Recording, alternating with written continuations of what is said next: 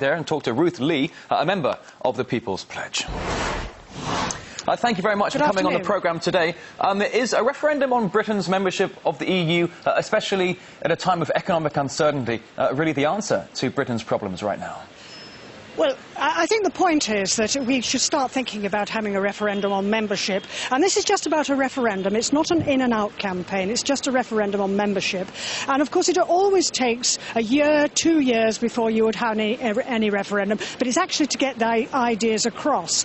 And the truth is that we joined the EU, or the EEC as it was, way back in 1973, when it was a very different animal. And since then there have been all these treaties. There's been the Single European Act, the Maastricht Treaty, the Amsterdam Treaty, Nice Treaty and the Lisbon Treaty, and it's gone from being basically a trading area with aspirations to something very close to a political union. And we feel that for democratic reasons it's actually time that the British people were given an opportunity to have their say whether they wanted to stay in this or not. So the basic principles of democracy there, that people can speak their minds and speak their voices, and politicians would hopefully listen. But the impression I get from you is that you think that the referendum itself wouldn't actually happen.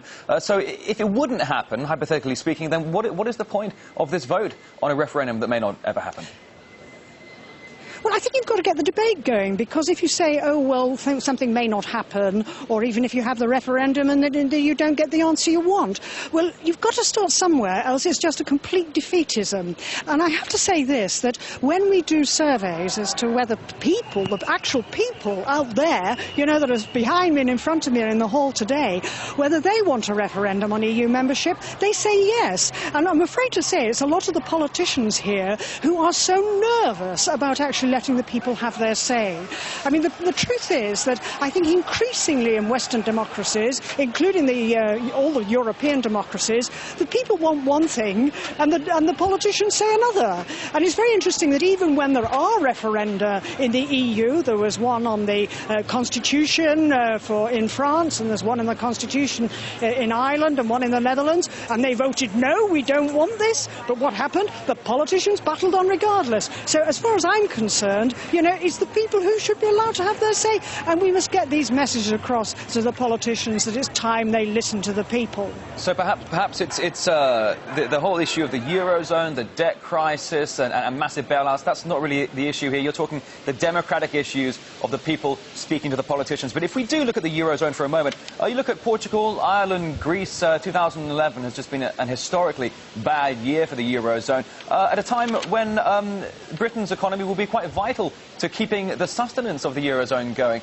If Britain were to pull out of the EU, what would that spell for Europe?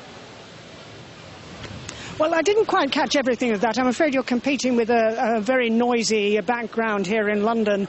But I've got the gist. I think you're talking about the Eurozone and the fact that Britain has had to contribute to the bailout, which, considering we didn't join the Euro, I think is a bit rich. And if I may say so, I think that's added to the Euroscepticism here in Britain. What actually happens to the Eurozone, of course, I think at the moment nobody knows. As we know, there's a European summit on at the moment, but the decisions are going to be delayed. There are big decisions and big differences of opinion between France and Germany on various things, and may they come to some sort of agreement eventually to try and bail out Greece further. But at the end of the day, I actually think the Eurozone is such a fundamentally flawed, dysfunctional currency that I suspect it'll break up unless there's real political union or fiscal union behind it. I hope that is relevant to your question, but really I had enormous difficulties in hearing what you were saying. I understand, but when you say ultimately that the Eurozone and the Euro is, as you said, a fundamentally flawed currency here, what are the options? You say the Eurozone should break up and go back to national currencies. I just cannot hear. I think we've got to finish. Oh dear, I do apologise. We've managed to lose our connection here, but certainly a very, very noisy London.